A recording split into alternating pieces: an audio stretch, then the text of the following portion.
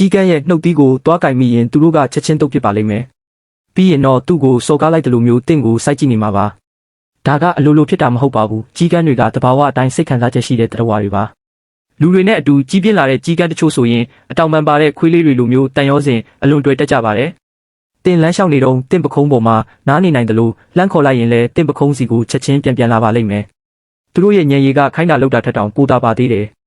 ကြီးကန်းတွေဟာရေရဖို့အတွက်ကရိယာတွေကိုအသုံးချတတ်ကြပါတယ်တချို့ဆိုရင်ရေပုံပိုင်ကောင်းကိုကိုယ်တိုင်ဖွင့်တတ်ကြတယ်လို့စောင်းရသည်မှာနွေးနွေးထွေးထွေးနေဖို့မိဘုံတွေကိုတကိုင်းတွေထည့်တာမျိုးတောင်တွေ့ပူကြပါတယ်သူတို့ကအတုခိုးရမှာလဲအရန်တော်ပါတယ်လူတွေရဲ့စကားတန်ကိုတင်တူပတ်တာမဟုတ်ပဲတင်တတိထားမိအောင်ကြောင်းအော်တန်မျိုးတောင်လုပ်တတ်ပါသေးတယ်